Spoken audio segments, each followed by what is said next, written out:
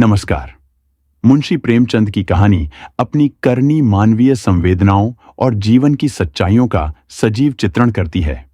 यह कहानी एक ऐसे किसान की कथा है जो अपने जीवन में संघर्ष करता है और अपनी गलतियों का फल स्वयं भोगता है। कहानी का मुख्य पात्र अपनी स्वार्थी प्रवृत्ति और दूसरों के प्रति अनुचित व्यवहार के कारण कठिनाइयों का सामना करता है। प्रेमचंद ने समाज में व्याप्त अन्याय, छल और शोषण के पहलुओं को बद्धी संवेदनशीलता के साथ प्रस्तुत किया है। अपनी करनी समाज के उन लोगों को आईना दिखाती है जो दूसरों का अहित कर अपने स्वार्थ को सिद्ध करना चाहते हैं, परंतु अंततः उन्हें अपने ही कर्मों का दंड भुगतना पड़ रहता है। यह कहानी ईमानदारी, नैतिकता और सामाजिक जिम्मेदारियों का महत्वपूर्ण संदेश देती है। आइए सुनते हैं मुंशी प्रेमचंद की कहानी अपनी करनी। अभागा मैं, मेरे कर्माए के फल ने आज यह दिन दिखाए कि अपमान भी मेरे ऊपर हंसता है, और यह सब मैंने अपने हाथों किया। शैतान के सिर इल्जाम क्यों दूं? किस्मत को खरी खोटी क्यों सुनाऊं? होने का क्यों रोऊं? जो कुछ किया मैंने जानते और बूझते हुए किया। अभी 1 साल गुजरा जब मैं भाग्यशाली था, प्रतिष्ठित था और समृद्धि मेरी चेहरी थी। दुनिया की नेमतें मेरे सामने हाथ बांधे खड़ी थीं, लेकिन आज बदनामी और कंगाली और शर्मिंदगी मेरी दुर्दशा पर आंसू बहाती है। मैं ऊंचे खानदान का बहुत पढ़ा लिखा आदमी था, फारसी का मुल्ला, संस्कृत का पंडित, अंग्रेजी का ग्रेजुएट। अपने मुंह मियां मिट्ठू क्यों बनूं, लेकिन रुब भी मुझको मिला था, इतना कि दूसरे मुझसे ईर्ष्या कर सकते थे। गर्ज एक इंसान को खुशी के साथ जिंदगी बसर करने के लिए जितनी अच्छी चीजों की जरूरत हो सकती है, वह सब मुझे हासिल थी। सेहत का यह हाल कि मुझे कभी सरदर्द की भी शिकायत नहीं हुई। फिटन की सैर, दरिया की दिलफरेबियां, पहाड़ के सुंदर दृश्य द्रोण खुशियों का जिक्र ही तकलीफदेह है। क्या मजे की जिंदगी थी। यहां तक तो अपना दर्द दिल सुना सकता हूं, लेकिन इसके आगे फिर होठों पर खामोशी की मुहर लगी हुई है। एक सती साध्वी, प्रतिप्राण स्त्री और 2 गुलाब के फूल से बच्चे इंसान के लिए जिन खुशियों, आरजुओं, हौसलों और दिलफरेबियों का खजाना हो सकते हैं, वह सब मुझे प्राप्त था।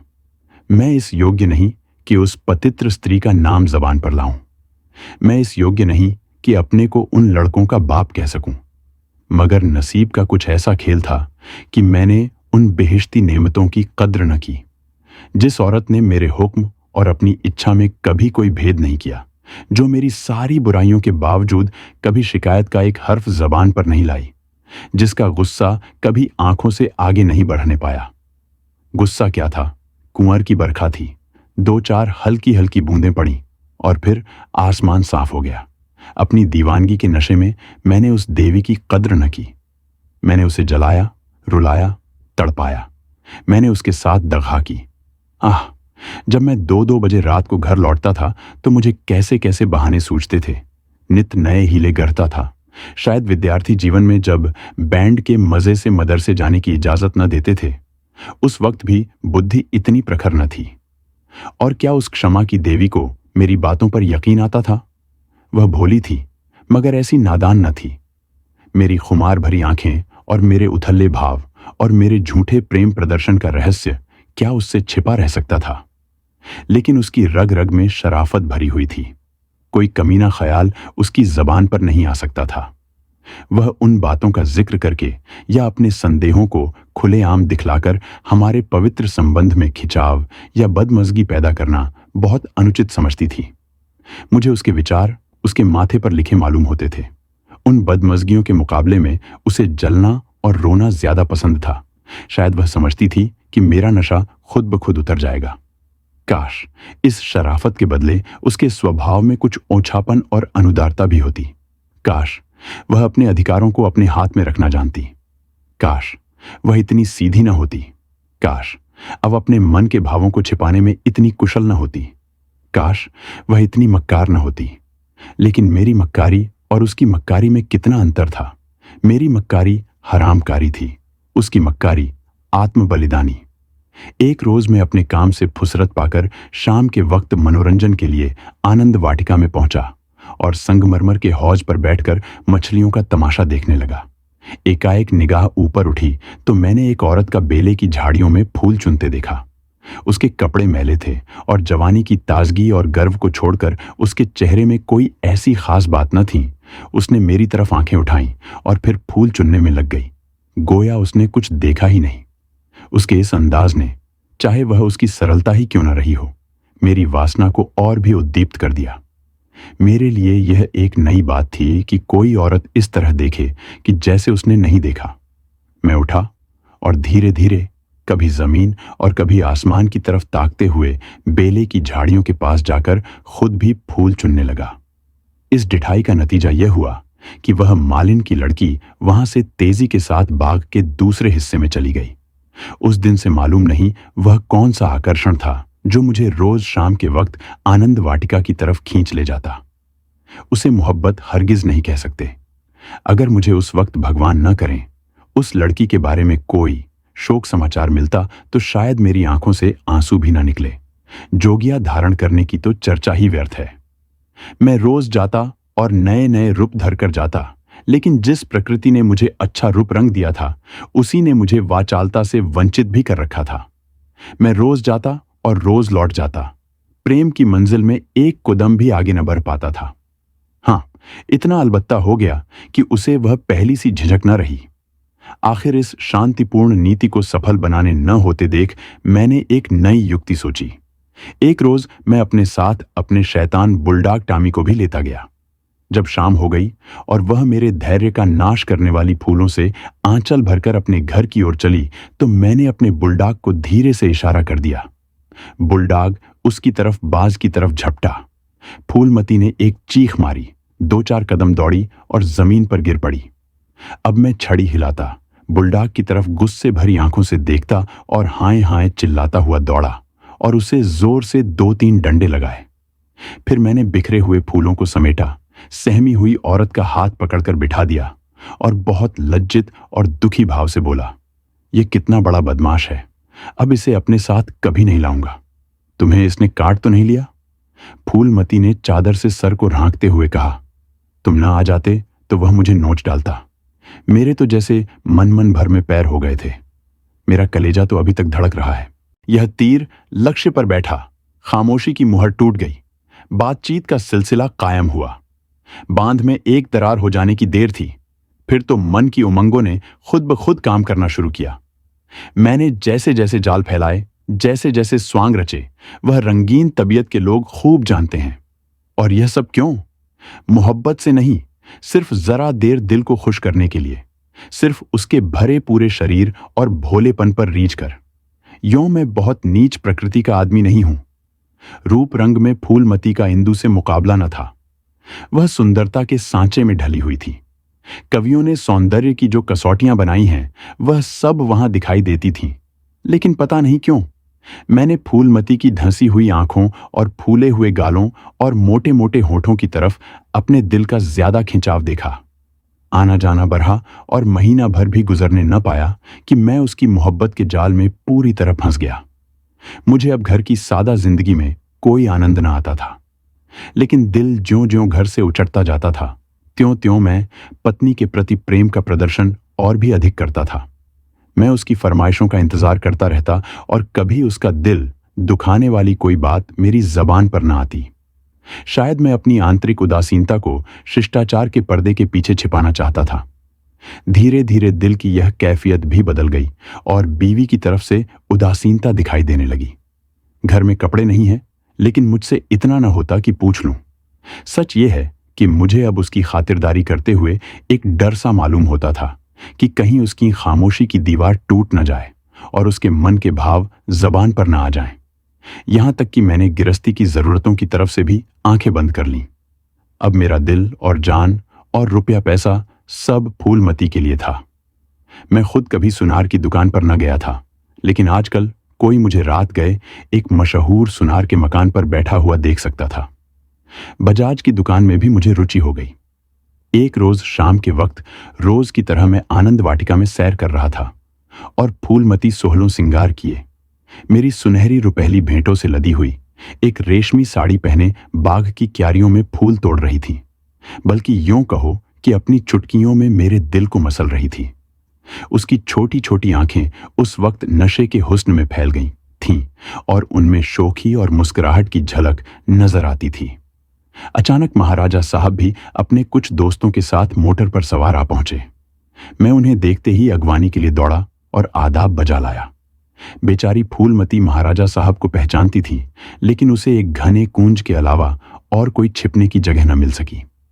महाराजा साहब चले तो हौज की तरफ, लेकिन मेरा दुर्भाग्य उन्हें क्यारी पर ले चला, जिधर फूलमती छिपी हुई थर थर कांप रही थी। महाराजा साहब ने उसकी तरफ आश्चर्य से देखा और बोले, ये कौन औरत है? सब लोग मेरी ओर प्रश्न भरी आंखों से देखने लगे और मुझे भी उस वक्त यही ठीक मालूम हुआ कि इसका जवाब मैं ही दूं, वरना फूलमती न जाने क्या आफत रहा दे।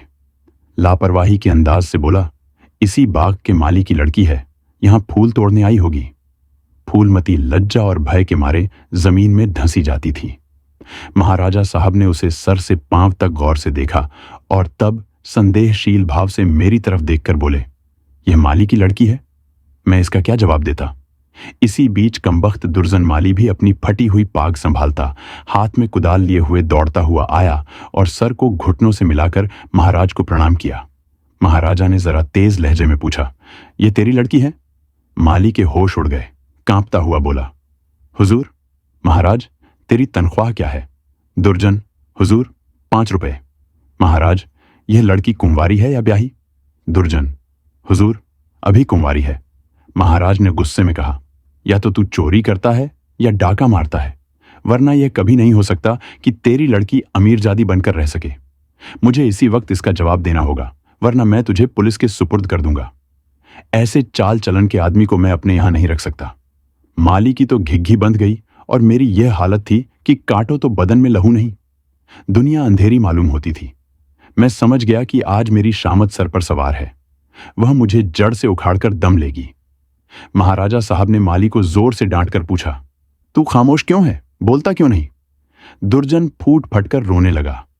जब जरा आवाज सुधरी तो बोला, हुजूर बाप दादे से सरकार का नमक खाता हूं, अब मेरे बुढ़ापे पर दया कीजिए। यह सब मेरे फूटे नसीबों का फेर है धर्मावतार। इस छोकरी ने मेरी नाक कटा दी, कुल का नाम मिटा दिया। अब मैं कहीं मुंह दिखाने लायक नहीं हूं। इसको सब तरह से समझा बुझाकर हार गए हुजूर, लेकिन मेरी बात सुनती ही नहीं तो क्या करूं? हुजूर माई बाप हैं, आपसे क्या पर्दा करूं? उसे अब अमीरों के साथ रहना अच्छा लगता है, और आजकल के रईसों और अमीरों को क्या कहूं, दीन बंधु सब जानते हैं। महाराजा साहब ने जरा देर गौर करके पूछा, क्या उसका किसी सरकारी नौकर से संबंध है? दुर्जन ने सर झुकाकर कहा, हुजूर। महाराज साहब, वह कौन आदमी है? तुम्हें उसे बतलाना होगा। दुर्जन, महाराज जब पूछेंगे बता दूंगा, सांच को आंच क्या। मैंने तो समझा था कि इसी वक्त सारा पर्दाफाश हुआ जाता है, लेकिन महाराजा साहब ने अपने दरबार के किसी मुलाजिम की इज्जत को इस तरह मिट्टी में मिलाना ठीक नहीं समझा। वे वहां से टहलते हुए मोटर पर बैठकर महल की तरफ चले। इस मनहूस वाकये के 1 हफ्ते बाद एक रोज मैं दरबार से लौटा तो मुझे अपने घर में से एक बूढ़ी औरत बाहर निकलती हुई दिखाई दी। उसे देखकर मैं ठिठका। उसे चेहरे पर बनावटी भोलापन था, जो कुटनियों के चेहरे की खास बात है। मैंने उसे डांटकर पूछा, तू कौन है? यहां क्यों आई है? बुढ़िया ने दोनों हाथ उठाकर मेरी बलाए ली और बोली, बेटा नाराज ना हो, गरीब भिखारी हूं, मालिकिन का सुहाग भरपूर रहे। उसे जैसा सुनती थी वैसा ही पाया। यह कहकर उसने जल्दी से कदम उठाए और बाहर चली गई। मेरे गुस्से का पारा चढ़ा। मैंने घर जाकर पूछा, ये कौन औरत थी? मेरी बीवी ने सर झुकाए धीरे से जवाब दिया, क्या जानूं, कोई भिखरिन थी। मैंने कहा, भिखारिनों की सूरत ऐसी नहीं हुआ करती, ये तो मुझे कुटनी सी नजर आती है। साफ साफ बताऊं उसके यहां आने का क्या मतलब था। लेकिन बजाय कि इन संदेह भरी बातों को सुनकर मेरी बीवी गर्व से सिर उठाए और मेरी तरफ उपेक्षा भरी आंखों से देखकर अपनी साफ दिली का सबूत दे, उसने सर झुकाए हुए जवाब दिया, मैं उसके पेट में थोड़े ही बैठी थी, भीख मांगने आई थी, भीख दे दी। किसी के दिल का हाल कोई क्या जाने। उसके लहजे और अंदाज से पता चलता था कि वह जितना जबान से कहती है उससे ज्यादा उसके दिल में है। झूठा आरोप लगाने की कला में वह अभी बिल्कुल कच्ची थी, वरना तिरिया चरित्र की थाह किसे मिलती है। मैं देख रहा था कि उसके हाथ पांव थरथरा रहे हैं। मैंने झपटकर उसका हाथ पकड़ा और उसके सिर को ऊपर उठाकर बड़े गंभीर क्रोध से बोला, इंदु, तुम जानती हो कि मुझे तुम्हारा कितना एतबार है, लेकिन अगर तुमने इसी वक्त सारी घटना सच सच न बता दी तो मैं नहीं कह सकता कि इसका नतीजा क्या होगा। तुम्हारा ढंग बतलाता है कि कुछ न कुछ दाल में काला जरूर है। ये खूब समझ रखो कि मैं अपनी इज्जत को तुम्हारी और अपनी जानों से ज्यादा अजीज समझता हूं। मेरे लिए यह डूब मरने की जगह है कि मैं अपनी बीवी से इस तरह की बातें करूं, उसकी ओर से मेरे दिल में संदेह पैदा हो। मुझे अब ज्यादा सब्र की गुंजाइश नहीं है। बोलो क्या बात है। इंदुमती मेरे पैरों पर गिर पड़ी और रोकर बोली, मेरा कसूर माफ कर दो। मैंने गरज कर कहा, वह कौन सा कसूर है। इंदुमती ने संभल कर जवाब दिया, तुम अपने दिल में इस वक्त जो ख्याल कर रहे हो उसे एक पल के लिए भी वहां न रहने दो, वरना समझ लो कि आज ही इस जिंदगी का खात्मा है। मुझे नहीं मालूम था कि तुम मेरे ऊपर जो जुल्म किए हैं उन्हें मैंने किस तरह झेला है, और अब भी सब कुछ झेलने के लिए तैयार हूं। मेरा सर तुम्हारे पैरों पर है, जिस तरह रखोगे रहूंगी। लेकिन आज मुझे मालूम हुआ कि तुम खुद हो वैसा ही दूसरों को समझते हो। मुझसे भूल अवश्य हुई है, लेकिन उस भूल की यह सजा नहीं कि तुम मुझ पर ऐसे संदेह न करो। मैंने उस औरत की बातों में आकर अपने सारे घर का चिट्ठा बयान कर दिया। मैं समझती थी कि मुझे ऐसा नहीं करना चाहिए, लेकिन कुछ तो उस औरत की हमदर्दी और कुछ मेरे अंदर सुलगती हुई आग ने मुझसे यह भूल करवाई, और इसके लिए तुम जो सजा दो वह मेरे सर आंखों पर। मेरा गुस्सा जरा धीमा हुआ। बोला, तुमने उससे क्या कहा। इंदुमती ने दिया, घर का जो कुछ हाल है, तुम्हारी बेवफाई, तुम्हारी लापरवाही, तुम्हारा घर की जरूरतों की फिक्र न रखना। अपनी बेवकूफी का क्या कहूं। मैंने उसे यहां तक कह दिया कि इधर 3 महीने से उन्होंने घर के लिए कुछ खर्च भी नहीं दिया, और इसकी चोट मेरे गहनों पर पड़ी। तुम्हें शायद मालूम नहीं कि इन 3 महीनों में मेरे साढ़े 400 रुपए के जेवर बिक गए। न मालूम क्यों मैं उससे यह सब कुछ कह गई। जब इंसान का दिल जलता है तो जबान तक उसी आंच आ ही जाती है। मगर मुझसे जो कुछ खता हुई उससे कई गुनी सख्त सजा तुमने मुझे दी है। मेरा बयान लेने का भी सब्र न हुआ। खैर, तुम्हारे दिल की कैफियत मुझे मालूम हो गई। तुम्हारा दिल मेरी तरफ से साफ नहीं है। तुम्हें मुझ पर विश्वास नहीं रहा, वरना एक भिखारिन औरत के घर से निकलने पर तुम्हें ऐसे शुभे क्यों होते। मैं सर पर हाथ रखकर बैठ गया। मालूम हो गया कि तबाही के सामान पूरे हुए जाते हैं। दूसरे दिन मैं ज्यों ही दफ्तर में पहुंचा, चौबदार ने आकर कहा, महाराज साहब ने आपको याद किया है। मैं तो अपनी किस्मत का फैसला पहले से ही किए बैठा था। मैं खूब समझ गया था कि वह बुढ़िया खुफिया पुलिस की कोई मुखबिर है जो मेरे घरेलू मामलों की जांच के लिए तैनात हुई होगी। कल उसकी रिपोर्ट आई होगी और आज मेरी तलबी है। खौफ से सहमा हुआ, लेकिन दिल को किसी तरह संभाले हुए कि जो कुछ सर पर पड़ेगी देखा जाएगा, अभी से क्यों जान दूं, मैं महाराजा की खिदमत में पहुंचा। वह इस वक्त अपने पूजा के कमरे में अकेले बैठे हुए थे। कागजों का एक ढेर इधर उधर फैला हुआ था और वह खुद किसी ख्याल में डूबे हुए थे। मुझे देखते ही वह मेरी तरफ मुखातिब हुए। उनके चेहरे पर नाराजगी के लक्षण दिखाई दिए।